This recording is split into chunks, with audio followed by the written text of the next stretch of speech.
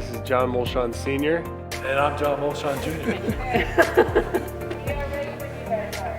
Hello everyone, and welcome to this Faith Community exclusive interview with JP Molchan and his father John.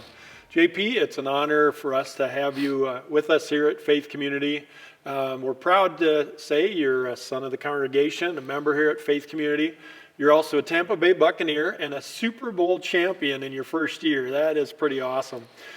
You're also a child of God, and that's why we titled this interview Faith and Football, because in talking with you, we've seen how God has used your faith in the game of football in some wonderful ways. So we're going to kind of dig into that a little bit. I know for an athlete, anytime you go from one level to the next, that's always a huge challenge. And especially when you go from college sports to professional sports. But for you, you did your first year also when we had COVID and so many other things going on. I'm just curious, what was that like, stepping into the NFL your first year in the midst of all of that? Man, even before stepping in, there was a lot of unknowns. And I guess the biggest one was whether or not we were going to have a season. And just kind of overall the flow of training for the draft and what that would look like. And I guess going on and off training cycles, just not knowing when and as far as what time to prepare for, there was a lot of unknowns. And leading up to the draft, when I got with the Tampa Bay Buccaneers, which was a blessing, we started getting in meetings and preparing for what training camp would look like in August. And we didn't have the luxury of having OTAs. We weren't able to kind of get around the guys or even know what the facility looked like. And I think that was a big challenge for us because we didn't know what it looked like. We were just extremely excited. And I think that flew a lot more nerves inside. But just getting there and starting right away with fall camp, immediately competing, was just kind of a quick time in my life. And it was one that brought a lot of adversity and a lot of emotions, but it was exciting along the way. Good. So a lot of uncertainty too through the season, because here you are, a first-year player, not knowing for sure really from 1 week to the next what's going to happen, right? What was that like, dealing with that uncertainty? Extremely stressful. And I know once when I'm done with my long playing career, I'll attack any job and not fear, because it has taught me many lessons on just to control what you can control. And especially in a climate of COVID, it was a very lonely experience where I got to learn a lot about myself and a lot about the connection I have with Jesus Christ. And it was a very difficult time in my life, and it's something I'll never forget, and I'll keep for the rest of my life. I want to talk about identity a little bit. Often it's easy for athletes to have their entire identity revolve around their sport, around their success, around what records they break, what their standing is in the games, who's got the best winning record and such. For sure. But that identity can just go away just like that. Yep. An injury, get traded, you're cut from the team. And a lot of players really struggle with that in a lot of ways.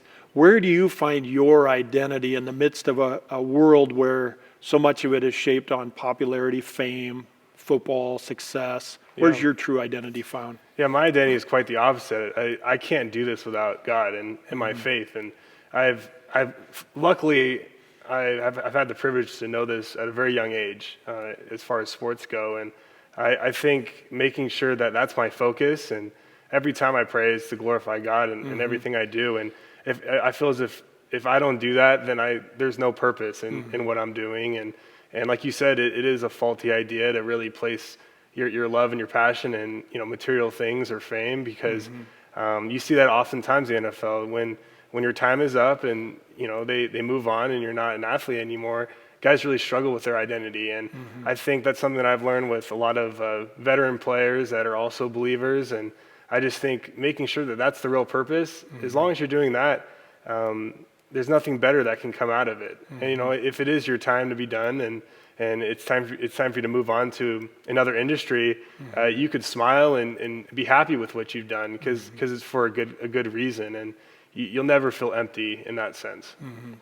Would it be fair to say that you're pro football player who happens to be a Christian, or that you're a Christian who happens to be a pro football player? A Christian. Christian's always first. That happens to be a pro football player, and that's just how it's been. I've been a Christian while happening to be a high schooler that's played multi-sports. I've been a Christian that has happened to be a two-time champion collegiately with a lot of other honors, and it's not me. It's never been me, and I think that's the most important part, and I think that's why God has blessed me, because that's really the focus that I care about, and anything other than that it's just icing on the top. It's just more of a blessing from Him.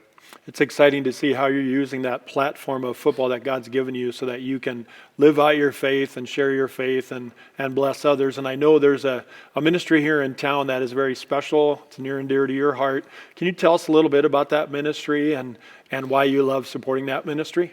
Yes, Mark 10:14. It's an industry at Faith Lutheran that works with intellectually disabled or anyone that really needs help as far as education or growing. And I've created a great bond with not only just recently the students that are currently at Faith Lutheran, but my fellow classmates that I was with in 2015, and I also include 2014. Because they were kind of the pioneers to this. And I just think I wasn't able to appreciate it at the time, but looking back on it, like they've allowed me to grow more than I could ever imagine, and just really knowing like what a team means, and like bringing everyone together and just watching people grow the way they should. It's a very empowering program. It's something that really fires me up. Great. John, I know you're proud of this boy, you and Lisa. He's turned out to be such a wonderful young man and very successful at the same time. What are your thoughts as you just think about JP's growing up and what he's become?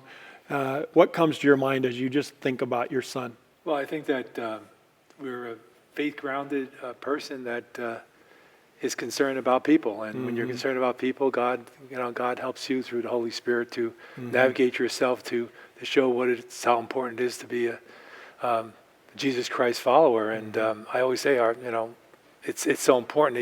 He's the youngest kingdom man, I think. He went through that program, and that instilled upon him a lot of the roots that he's grounded with today. And I have nothing but proud of him. He's made a lot of people have faith. He's taught people a lot of football, but most importantly, he's taught everybody to pray for themselves and pray for him to get through this and continue to be a disciple of Christ. Yeah, good. Yeah. You were a lineman in college, weren't you? I was a center. One of the things I wanted to do is touch the ball more than anybody. So I was a catcher in baseball. Oh. So I got the ball more, and I wanted to be a center and hike Okay. the ball more than anyone, which is he's navigating to. So he's going to be a guard center hopefully for Tampa Bay for a long, long time. And it's important to be that center of things. Well, and you've played a number of positions, and so that's a wonderful thing that you've been able to adapt and be so flexible that you could step into a number of different roles. You got to. Yeah, That's for sure. Yeah. And your dad, he said before this interview, he taught you everything about being a lineman. Is that correct? We do some drills, every now and then he'll show me the technique that needs to be used, and he'll box me out every now and then just to kind of make sure he still has it. So he does a good job in that category. I gave him some pointers. He does. So after you have seen a game, do you talk to JP about the game or how he did? Are you watching him or watching the actual game as you look back on high school, college, and such? Well, I used to critique the games a lot, and when he was in person with me, and I found out that I shouldn't be a coach. I should be a follower and show leadership, because it only, he has people out there telling him what to do. I just kept praying for him, and turned from trying to coach him to being a follower and a supporter of him as a parent. So, we didn't want to have those discussions. Yeah, so you're a cheerleader. Yes, I'm a cheerleader. I tell you what, though, he does have a good collection of all my games, and something that I know I'll certainly appreciate down the line. And maybe not this moment, but I don't really pull him out like I should. But I know when I do, it's going to be an awesome time. So he's documented my whole life as far as especially sports, and I'm really appreciative of that. So. Yeah, Thank you. that's really neat. We've enjoyed having you here during this time, and I know you're getting ready to head back. When do you go back, and what is this next year looking like for you as you get ready for season 2? So I got my new lease on the 17th, so I downsized a little bit, and I'll be flying out the 16th, and I'm excited to get back to work, and we're getting closer and closer to the next season. So, And what have you been doing while you've been here?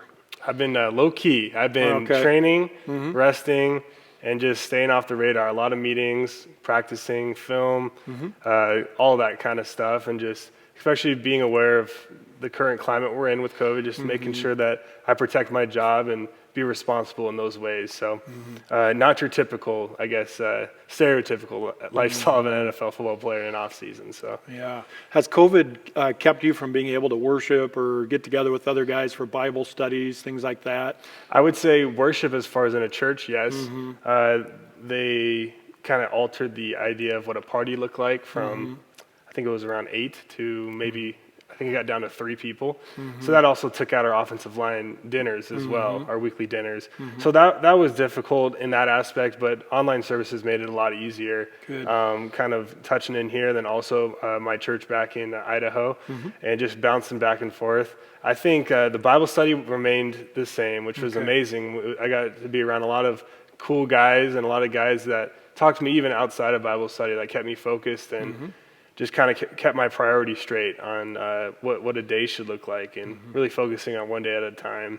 And I think the last piece is just really being alone. Like, that was the first time that there wasn't anyone around me. It was a hard time getting family out. I didn't get to see them for all that time. And football till February was an amazing experience, for the longest of my life, and which was great. But I just think being alone, I grew like no other, and it's something that it was just myself and God, and it was His plan, and whatever He wanted, I was accepting. So It's amazing. He's always with us, but it's those times of solitude and silence when we recognize His presence and need it the most. Amen. So I'm glad you sensed that, and God has helped you grow a lot over this past year, and we know that's going to continue to happen, and we're just looking forward to seeing how God's going to use you in the future too, as you balance faith and football and integrate them in your life. So we appreciate your joining us on the interview today. Dad, any last words you want to say before we close? I thank Faith for all their support, and it's just been a great feeling to have John be a part of that. Really. Yep. Well, we're glad you're part of our faith family and our team here, and especially God's team. Happy to be here. All right. Thank you very much. Appreciate you being here today. This is awesome. God's blessings.